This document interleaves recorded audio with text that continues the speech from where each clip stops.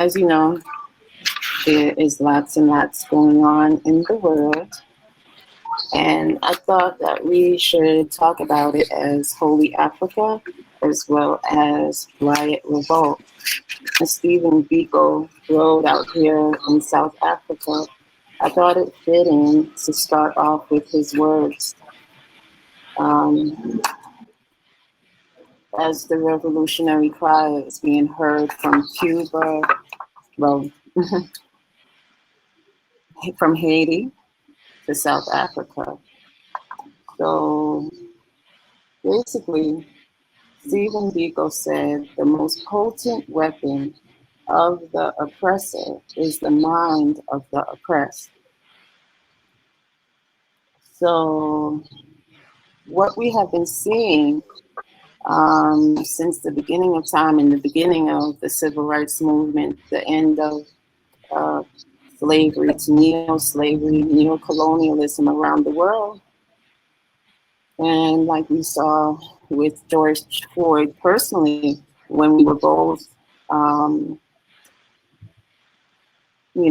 filming what was happening in downtown um, Raleigh, North Carolina, when we almost got murdered by our own government, which wouldn't have been the first time, but that shouldn't stop people from going out in the streets. The numbers that came out for George Floyd as well as Breonna Taylor was so massive that the American government has started concessions to quiet down the rioters. Well, let's put that in perspective. To quiet down the Black people that went to the streets all over, not just in America, but in London. And as we saw, there were statues that came down and were thrown in the river in London when the people stood in unity against the oppressors. And I guess we should introduce ourselves. We are Riot Revolt. My name is Makissa Thompson. And what's your name? I'm Takia Thompson. Yes. And Takia Thompson is very humble about what she has done personally to change the world.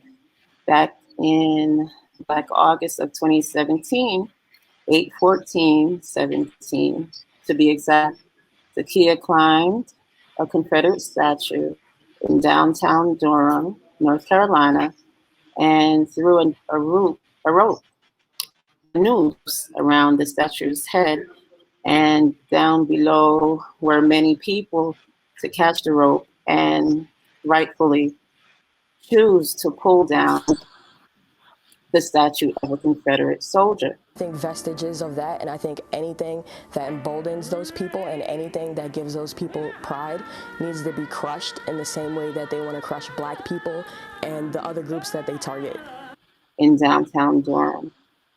And now, myself, I'll give you a little bit of history on myself.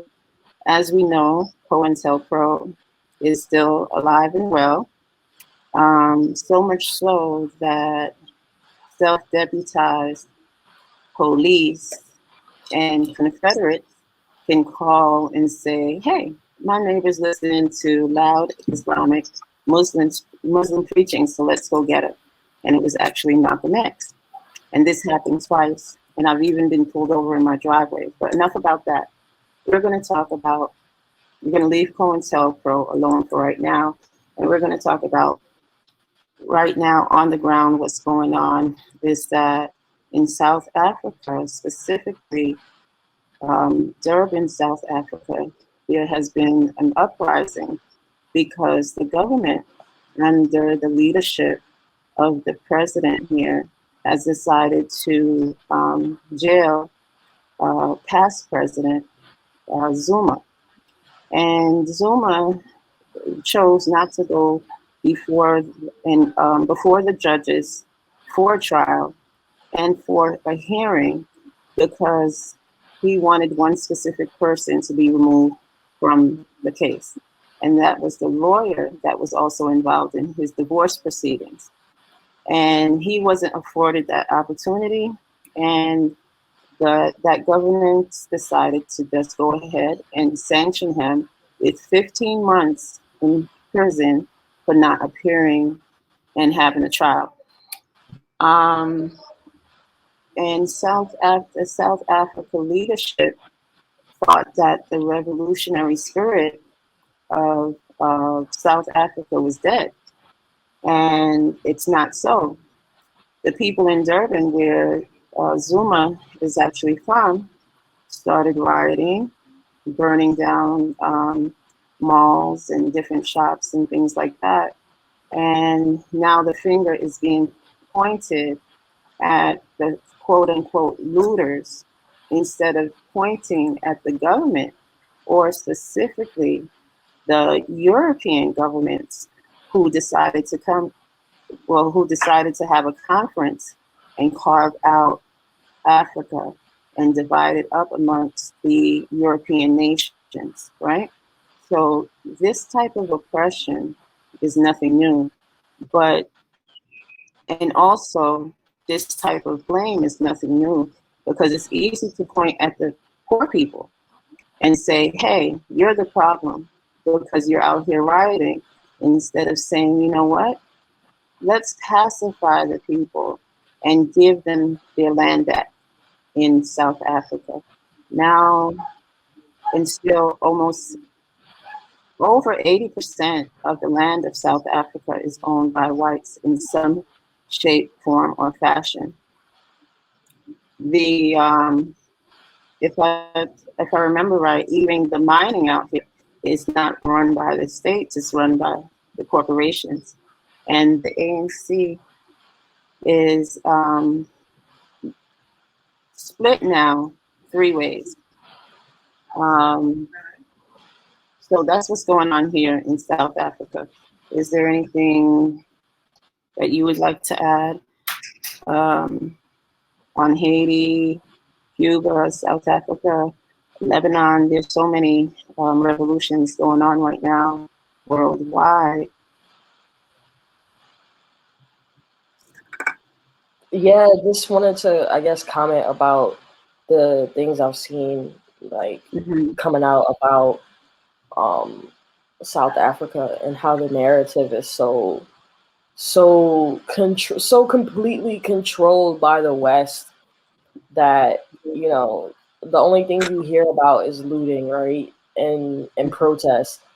Like when you go to read an article, the focus is all on the looting and the protesting, with you know, with the reason, or I guess you would say the direct cause, right? Like, because I guess the and the looting is like a direct response to the jailing of the former president, like in this moment, right? But that doesn't speak to, like, you know, the other driving factors behind why people want to loot.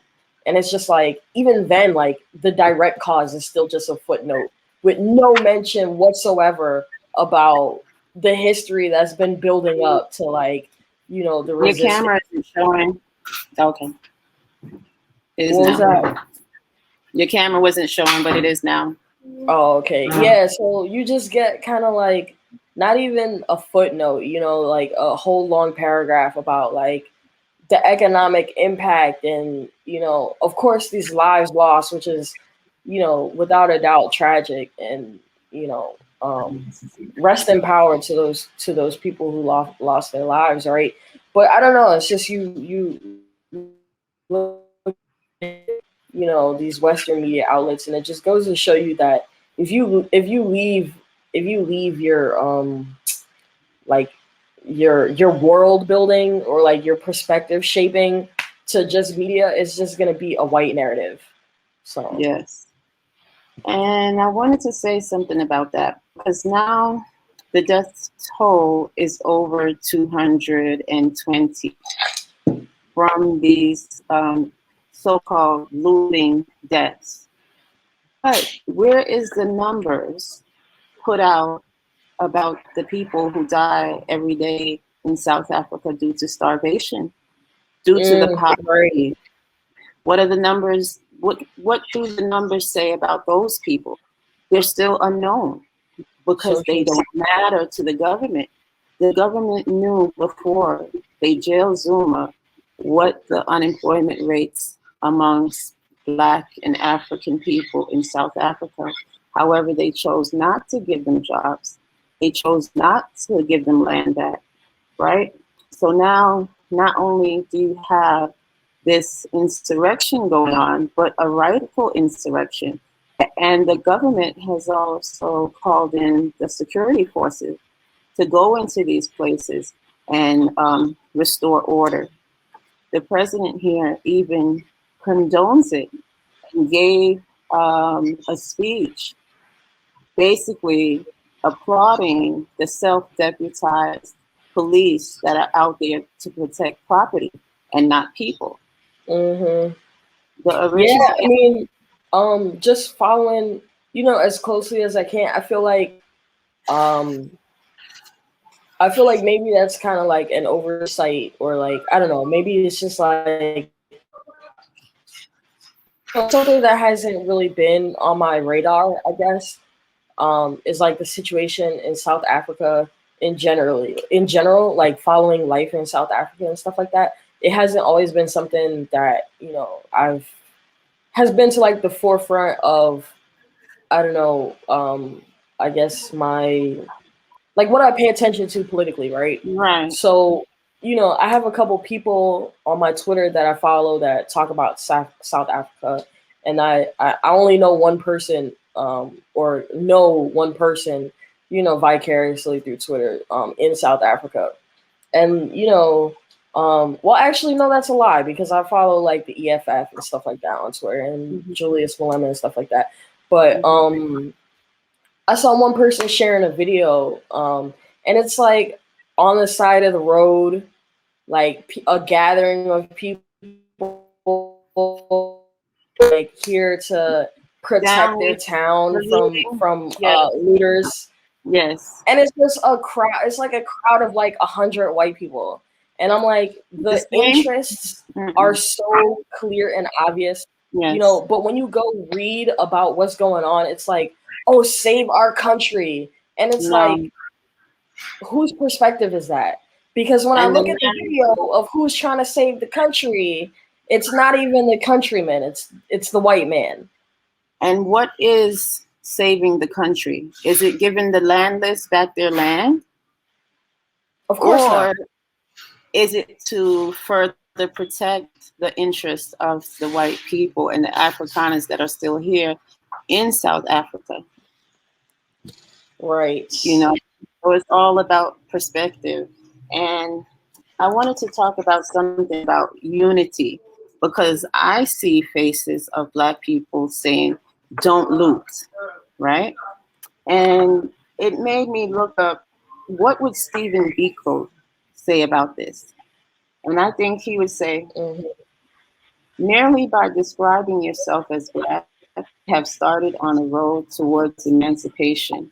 You have committed yourself to fight against all forces that seek to use your Blackness as a stamp that marks you out as a subservient being, right? And these people that are subservient to the white infrastructure that is still running the political scene here in Africa, because there are many billionaires in South Africa, and I believe only one of them is a Black man, an African Right. man. And money does not save you, right? When it comes to Blackness and when it comes to unification, we all have to be united and on the same front, because our lives depend on it worldwide, not just in South Africa, but also in Haiti. Um, the U.S. government basically sent in quote unquote mercenaries into the president's house. There was many trips back and forth to Colombia and beyond to set this president up. And I'm not saying that the president should not have been murdered. I'm saying that the U.S. government has to take accountability for their actions in this, because we know that there are U.S. agents always on the ground monitoring the goings on of the people of Haiti. So I'm sure they definitely knew about the attack that was going to happen inside of the president's home. Now, that goes to talk about four African leaders in this year have been murdered in some way or another.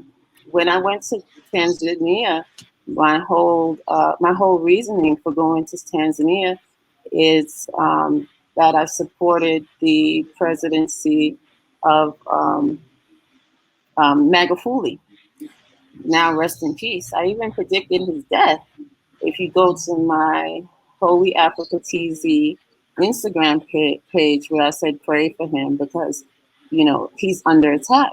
And I know that's for certain as a African and Black man that stood up for the people of Tanzania, of course, it was going to happen because he was not accepting the money from who. He was not about mass vaccinations for the country or anything like that. But what do you think about what's going on in Haiti right now?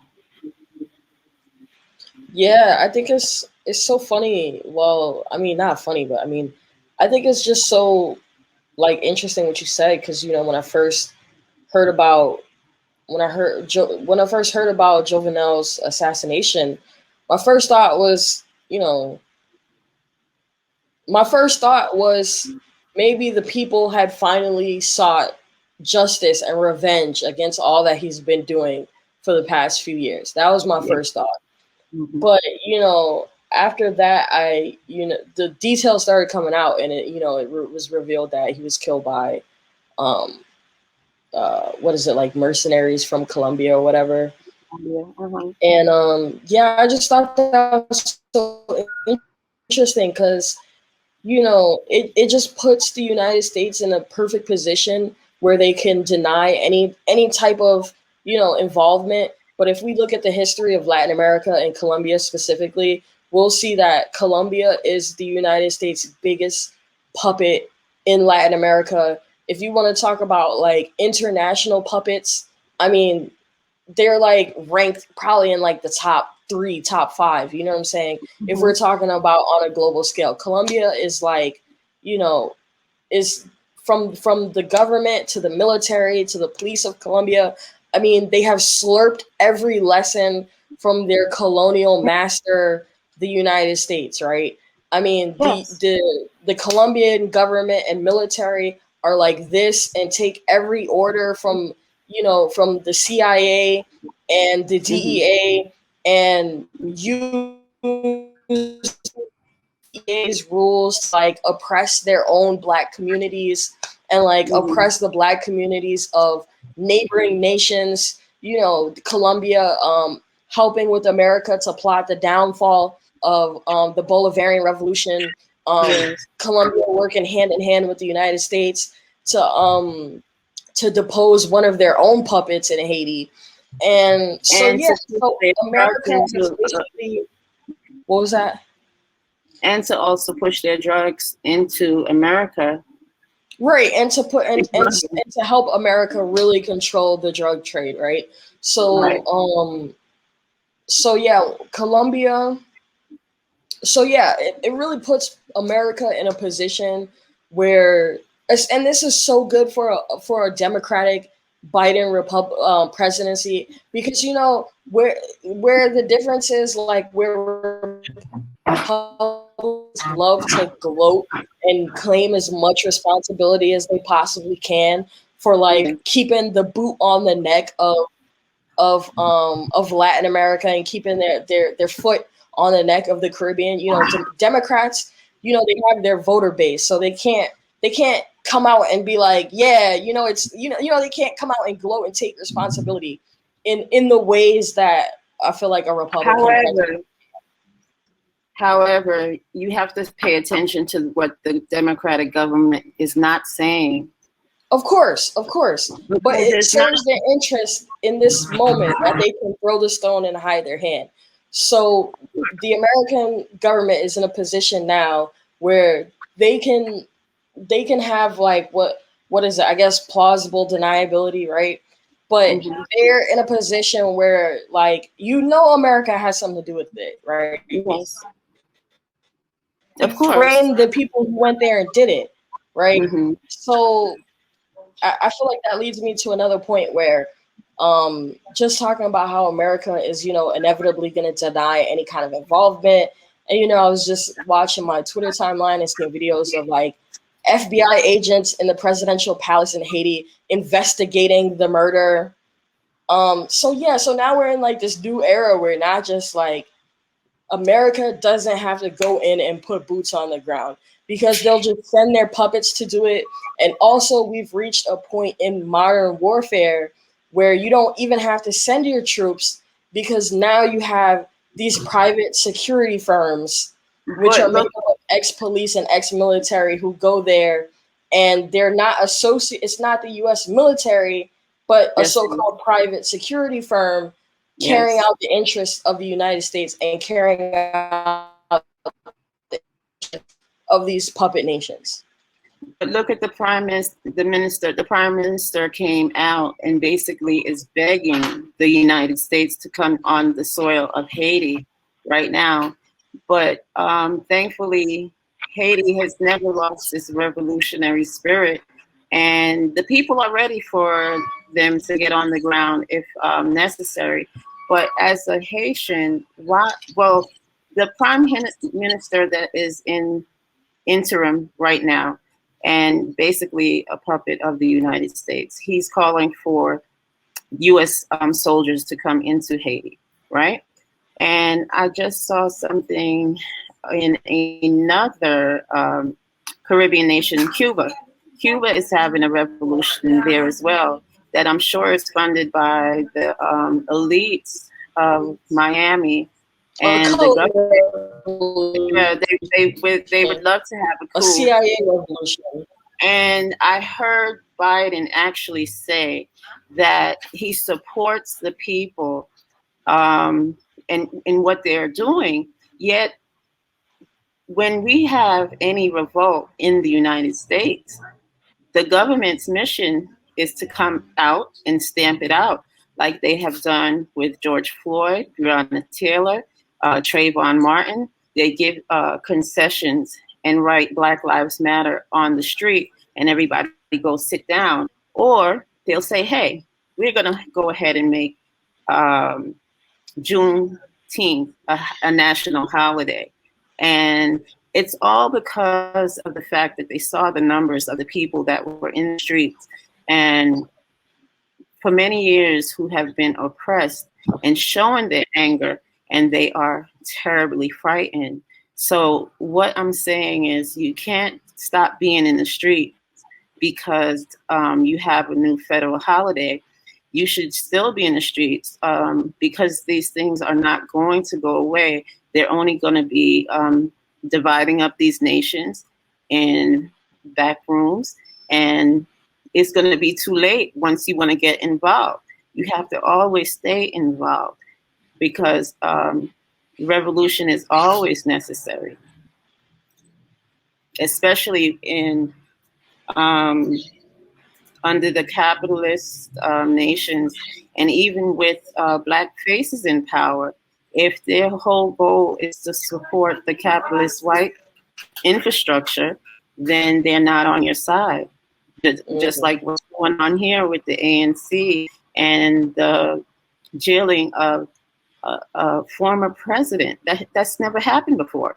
De Klerk was brought up on charges. He never went before any agency, and he was allowed to still get his monthly salary, forever. So this thing about black faces and Kamala Harris and how we have a victory because now we have a black vice president and she's a woman. No, that is not a victory. You're going to be further behind because this is the same woman who had to be taken to court because she wanted to keep prisoners in prison to fight fires, right? Instead of Mhm. being home with their children or raising their families. because that's the whole plan is to divide and conquer, no matter what. And the workforce is the prison force. So you can't be on the bus once you're rounded up and say, well, did you vote? Or, did you vote? Because you're all going to be rounded up. Your money doesn't protect you. Owning a home clearly Garner Police with a warrant. There's a search warrant. in America doesn't protect you, because I'm a refugee in Africa and I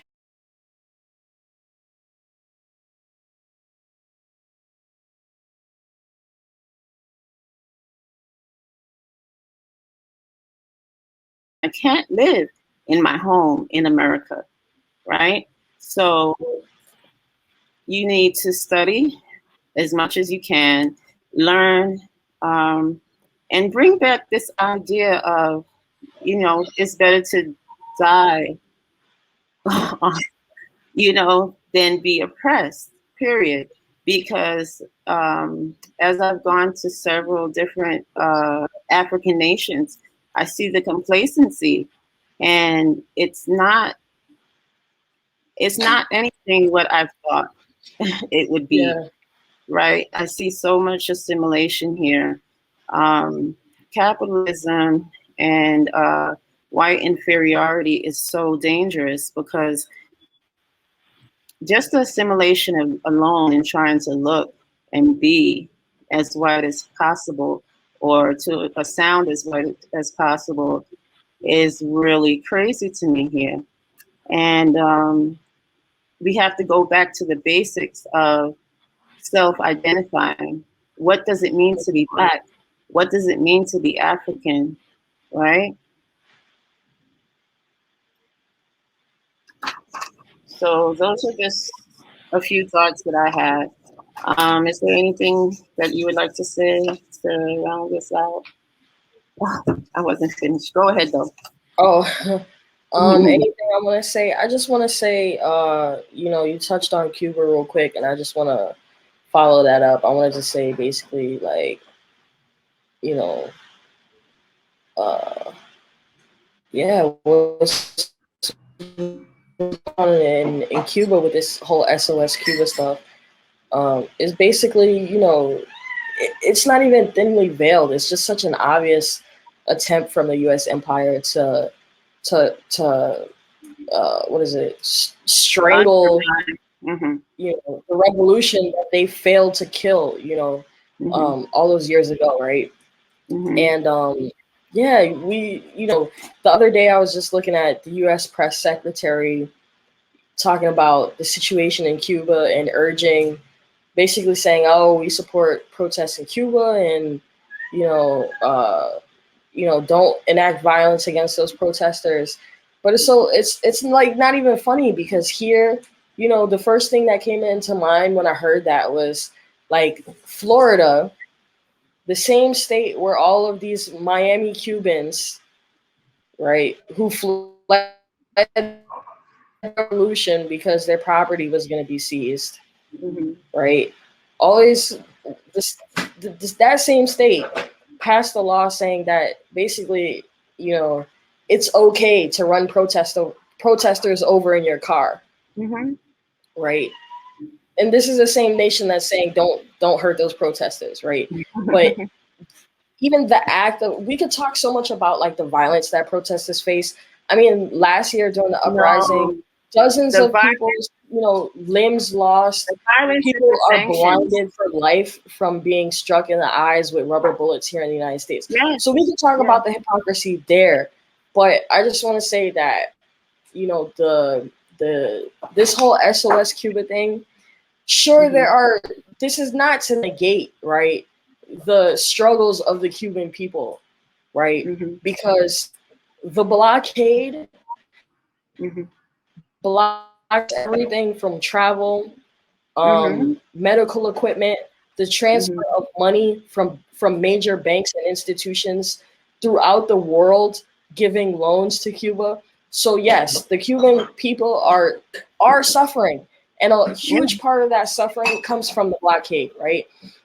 But then I also wanted to address people, what's been rising on the radar is anti-blackness within Cuba, Yeah. which we cannot deny that it exists. Like as Black revolutionaries, you know, I feel like non-Black leftist revolutionaries, communists have such a habit of saying, you know, resisting this racism at this particular time is inopportune.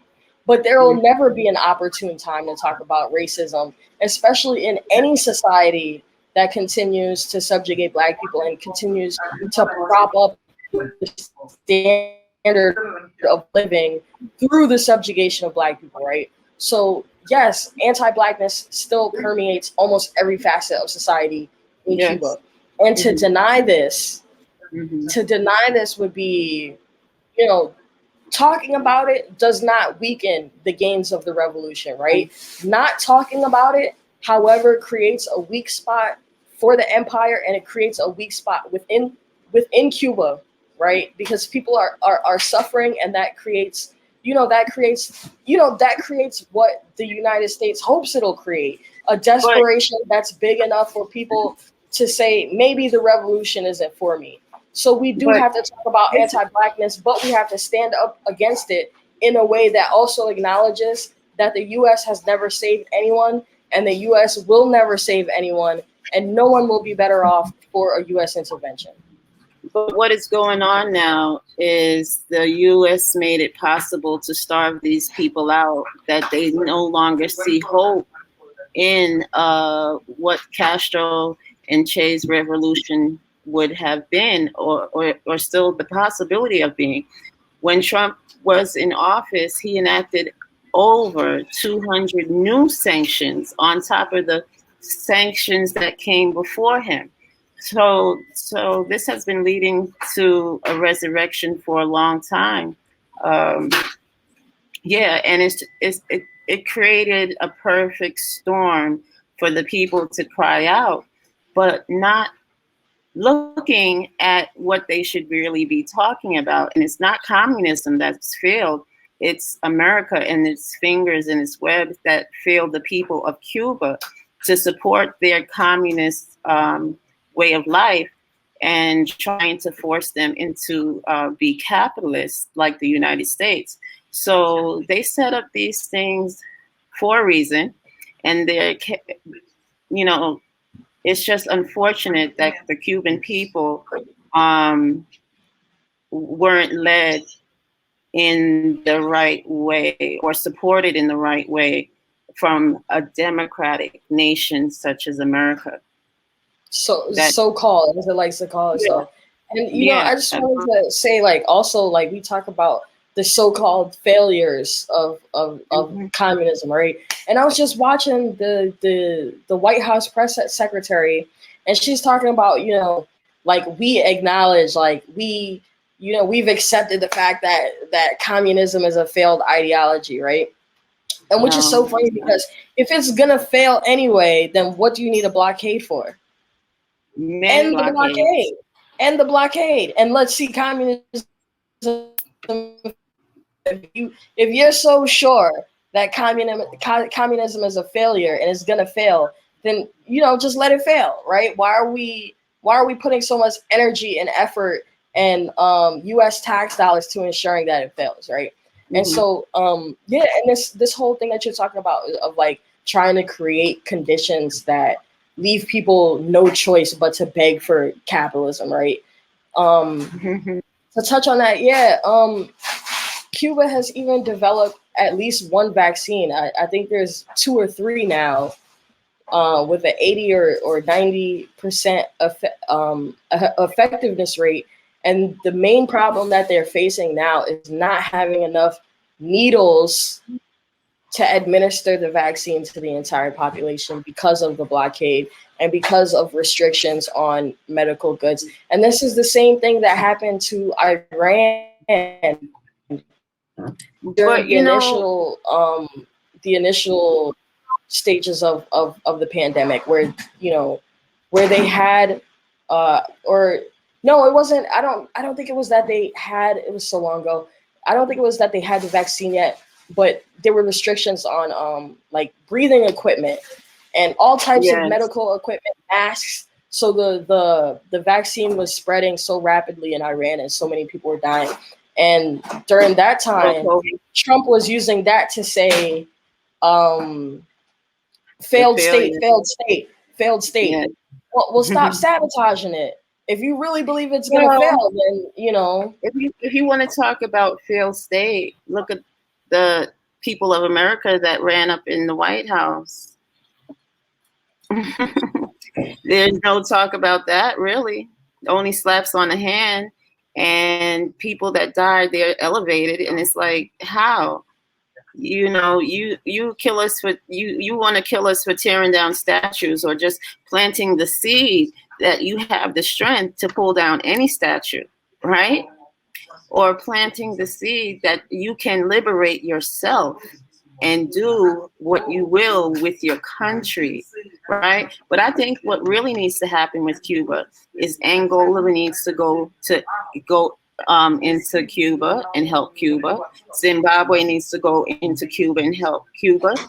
We're the African nations that were supported by Castro and Che for the revolution. Will they go into Cuba now and defend the revolution? Defend the revolution in every way that they can, like Cuba did for them. I think that would only be fair. Right? But the revolutionary, just like, you were with me when I was talking to this woman one day, and she said, certain men are not built like they used to be. And we're the men and we're the women that backed Castro, backed Fidel Castro, backed Che Guevara, because when I was in Tanzania, the number one face that I would see as any revolutionary on any T-shirt, on the back of cars, buses, everywhere was Che. So they need to defend Che's death and support the communists in Cuba, because Cuba sent doctors and soldiers on the ground when it was time to gain independence for these other African nations. So I think it's only right that the same be done, so that America. Now that you mention it,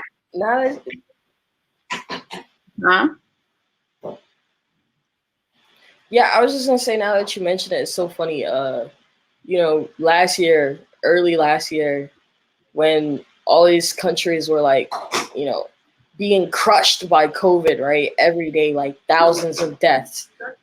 Who was there? Cuba. Who was there? Who sent doctors all over the world to bail you out? Everywhere. Cuba. Right. So now it's time. I really think it's time now for Italy and all those European nations that. I mean, my belief that it will happen is very low. But all of these countries that benefited off of the sacrifice of the Cuban people, off of the sacrifice of the revolution, have a debt to stand up against the blockade and against U.S. They need to make sure that the United States doesn't touch down in Cuba, that the way they want to take over Cuba. That's what should happen, in my opinion. But it was good talking with you. Hopefully you guys who are watching this have some thoughts and views on the topics that we discussed. I believe it's going to be Nelson Mandela Day tomorrow here in South Africa. And I recently took a tour in Soweto, revolutionary Soweto. And I didn't expect to be crying in the streets, but 45 years later, after the revolutionary acts of young people that went in the streets and up against the police, up against the dogs, with only rocks, and the bravery of that men with guns, many guns, don't have. That spirit needs to come back to Africa, to Cuba. It's there in Lebanon. There's an uprising there right now. There's no government basically in place in Lebanon. So yeah, bring back the revolutionary. Be revolutionary in any way you can, because your life literally depends on it. So I thank you for joining me. Leave your comments below and your thoughts on whatever's going on now. And I forgot to mention not just the four African presidents that were murdered, also the two heads of the Zulu nation were either murdered or died in succession, months or weeks apart. And now Zuma is also a Zulu. What is going on with the Zulu nation? If you have any thoughts that you'd like to share and maybe come on and talk with us next time, please do. So, Holy Africa and Riot Revolt, we're out. Peace.